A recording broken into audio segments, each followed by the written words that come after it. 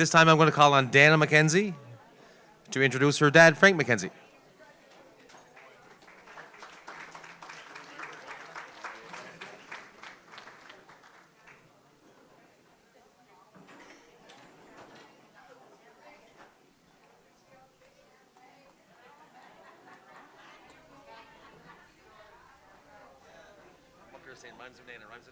You did a good job. Dana Banana.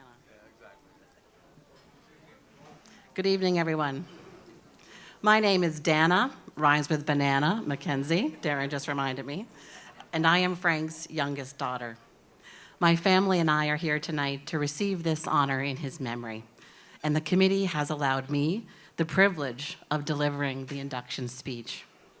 You see, I played basketball for Dad for 8 years. This means essentially that I was in the van or truck the most with him, where I received countless history lessons in New Waterford sportsing lore. From the oft-repeated mantras of his famous basketball coach, Red Bob McDonald, to play-by-play breakdowns of Strand's championships, to boxing round recaps of historic local fighters, I heard it all. Stories. And those of you who knew my dad know that he was a gifted and very willing storyteller. So I'm going to use all my time tonight. So tonight I'm going to tell you the story of Coach Frank MacKenzie, to honor him as a builder, a coach, and an athlete. Before I begin this story, however, I want to recognize our mother, Margaret MacKenzie. She is with us here tonight, and I'm going to ask her to give a little wave from her seat.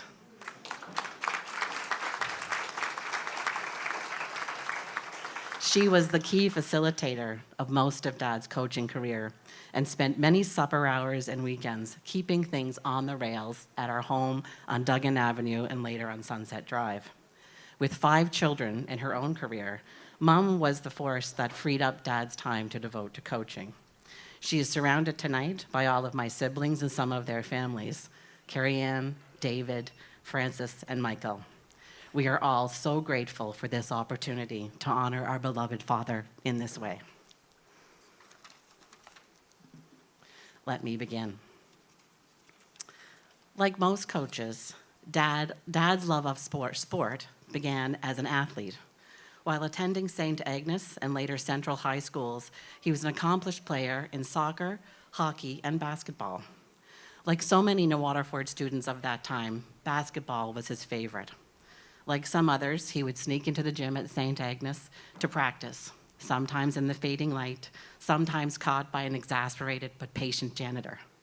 When he went to Central High School for grade 12, as many did back then, he joined that team's basketball dynasty. Coached by Red Bob McDonald, Dad was a valuable member of the 1959-60 Central High School team that won the provincial championship. That team included other notable New Waterford basketball players like Donnie McCauley, George Hughes, Dave McDonald, Roger Guillot, and John Gillis. That roster, in a later year and slightly different configuration, even went on to win the Canadian Juvenile Basketball Championship. Later at Teachers College in Truro and at Xavier College, Dad played in almost all of their sports teams, basketball, hockey, and soccer. Leaving Teachers College for his first teaching assignment in Toronto at St. Joseph's in 1961, Dad also sought summer employment working as a harbor policeman, a job that required lifeguarding and handling lake boats on patrol. He therefore committed to learning how to swim after school in the school pool through lessons from another teacher. He then competed against an extremely large group of highly skilled swimmers, but was one of only 2 to actually complete the testing, the final feat of which was retrieving a bucket of rocks from the bottom of the pool. He won the job and then spent 5 summers supplementing his teaching role with time spent on the Toronto waterfront, lifeguarding, running rescues, and manning patrol boats. My siblings and I jokingly call these his Baywatch days. During the school year at St. Joseph's in Toronto, he coached all of the sports teams at that school, primarily because he was the only young male teacher on a staff of all Catholic nuns. After university, Dad coached the boys' high school team at St. Agnes from 1968 to 1970, where he developed such talents as Bill Burns, who went on to an impressive career in university basketball at Dalhousie, and who later became a coach of the UCCB men's team. When Beck opened in 1970, Dad was the first coach of the boys' basketball team, which became a provincial powerhouse under his tutelage. Players such as Pius Burke, Archie McClellan, Bill Burns, Ken Cormier, Jack Hutchinson, Archie Hutchison, and Hugh Allen McClellan all came together to consistently shine as championship contenders. The first four of the MacKenzie children were born during this time frame, from 1969 to 1974. With his own expanding roster on the home front, Dad handed the gym keys to his successor and entered a heavy-duty phase of hands-on parenting, from running us around to dance, figure skating, hockey, and soccer in our early years. Dad's return to formal coaching was my fault. In 1983, I began to play common school basketball at Mount Carmel, which many of us here tonight will remember. John Link and Mike Kennedy devoted so many Saturdays to running that program. Hordes of kids sitting on the stage at Mount Carmel or St. Agnes or Central, waiting their turn to take to the floor with a real live referee, a real live scorer's table, and waiting to pick whatever jersey was going to be in play that day. There was even an event at the end of the season, a tournament when I was in grade 6. I told my dad that my team did not have a coach. He was in the car before I was. And so began my father's return to coaching, with a gaggle of eager young girls under his charge. He had even agreed to buy me a pair of Converse high tops from Sonny Brown's Plummer Avenue sports store, even though money was tight and the only size was a men's size 7. Such were the crazy things Dad and I did for basketball. That group of girls stayed together, and we played from elementary right through to grade 12.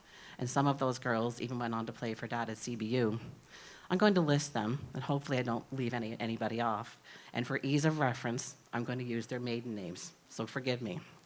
The group included Shayna Allen, Amanda Wilcox, Suzanne DeVoe, Tanya Burke, Lisa McLean, Cheryl Nemus, Maureen Hinchy, Corinne McClellan, Tara McLeod, Kim Moran, Leslie Poirier, Celeste Timmons, Brenda Grace, Lori McClellan, Natasha McKinnon, Shauna Berger, and Judy Blackwood, all of us coming together in various groupings and timeframes under his leadership. From 1985 until 1991, Dad coached various combinations of these girls in junior high, and then on the high school girls basketball teams.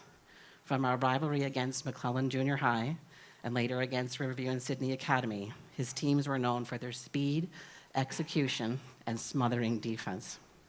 In my grade 12 year, 1989-90, we won the closely contested Cape Breton zone title and were ranked second in the province in the AAA division, our little school.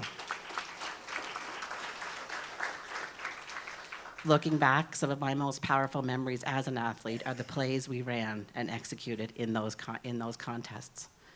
In its various groupings, that team became junior high provincial champs in 1987-88, going 35-0. That was Shayna, Amanda, Tanya, and Suzanne's year. That team won every single tournament it entered across the province. In 86-87, we also won the junior high title. We shot the eye out of the basket, had a full court press that was unstoppable, and a fast break that was something to behold. Shayna, here tonight, kept our spirits up and the athleticism bar high with her incredible backflips. My father's incredible eye for detail and his powerful memory kept us highly disciplined and confident on the floor. And there was nobody better at breaking down the biomechanics of shooting, setting a screen, opening up a lane, and moving on defense. With his coaching successes, Dad was tapped to coach regional teams, and many provincial titles were won with those groups, where we got to play with some of our rivalries from the other schools, some of our rivals. My brother David's age group at that junior level also assembled in that way and won back-to-back provincial titles with their Strands team in 1988 and again in 1989. In total, in that decade, Dad's teams won 9 provincial age class championships.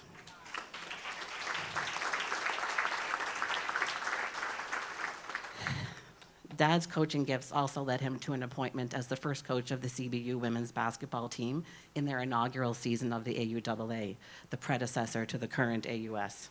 He spent 5 years as coach of the CBU women's basketball team, and despite a meager recruitment and travel budget, led that team to its first win in the AUS.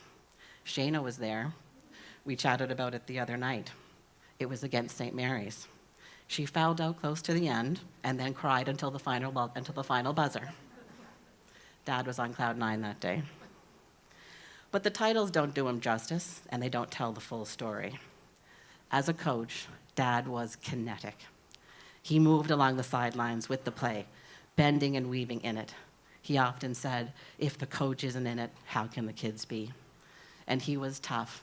How many of us remember the joking shout of, "Farmer," when you'd miss an easy layup?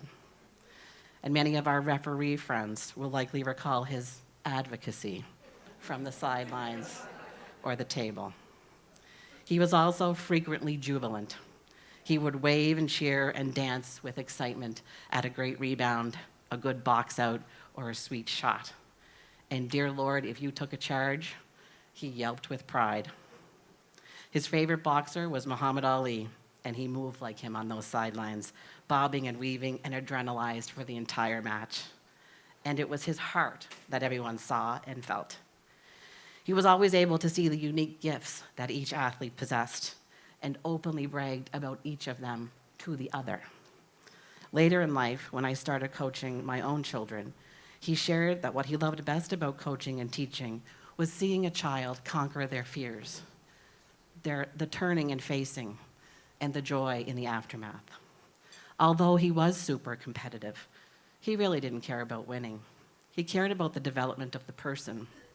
Could they meet their commitments? Did they have no quit? Were they kind? Did they know their own worth?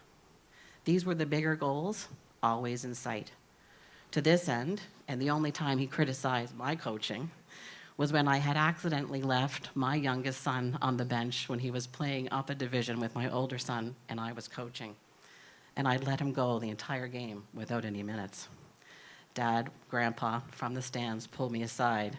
He said this, "Dana, if you are coaching youth sport, you must have the core coaching competency of rolling your bench, of getting everyone's feet on the floor in a meaningful way. If not, you need a new hobby." This love for all players was felt and seen by his teams. That girls' team, the Shayna, Amanda, Suzanne, and Tanya crowd, I call them, when their time with him came to an end, they honored him with a plaque and a poem entitled "Our Other Dad," and referred to themselves as his other daughters. Being his child or grandchild also meant you were coached, and he bragged loudest and proudest of his grandkids.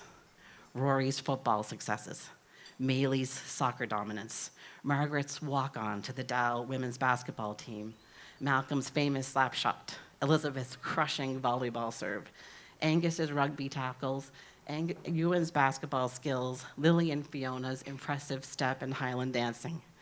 And now we know he's beaming with pride up there, watching his youngest granddaughter, Ellie, tear up the Timbits hockey and soccer leagues in Halifax.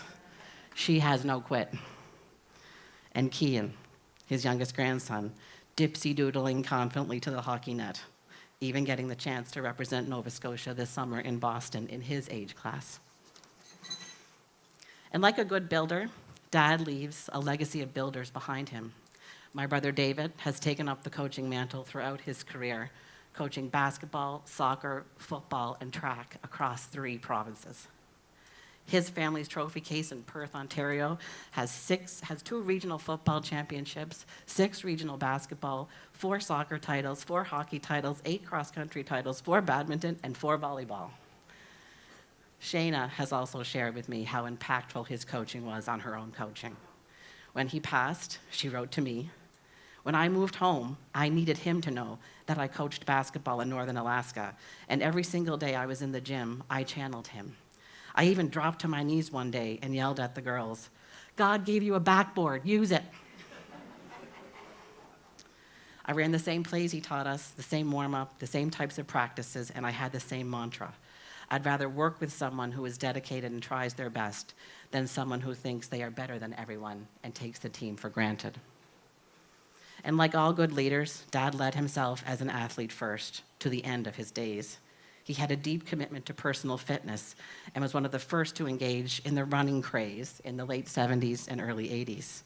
Lowell and I were chatting on the weekend, and he reminded me that when Dad first got back into running, he could be seen wearing a green garbage bag on his long-distance runs around town. He exercised religiously his entire life and competed in 3 triathlons, the first 2 in Port Morion, and then participated in the swim portion of one in 2013 with brothers David and Francis in Port Hood. He was 71. He ran the Johnny Miles Marathon in the 80s, the full one, and skied, despite needing a new knee, skated, and lifted weights until the very end.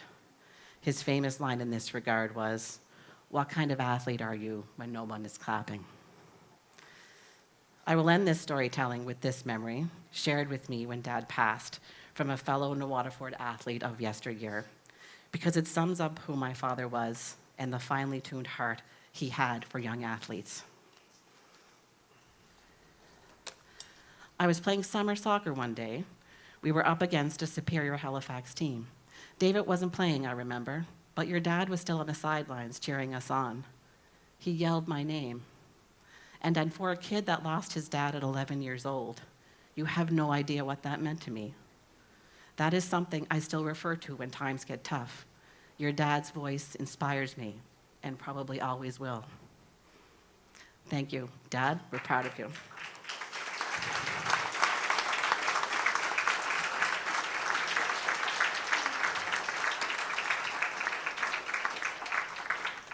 I would like now to recite the official words of induction.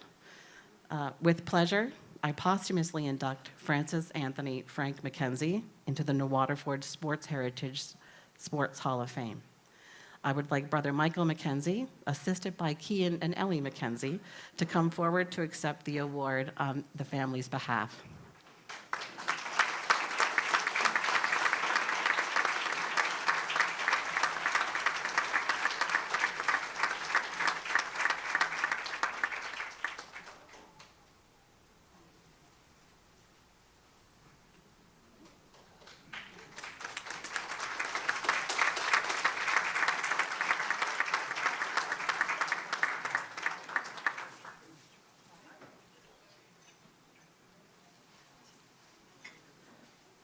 Thank you, everyone, and thank you to the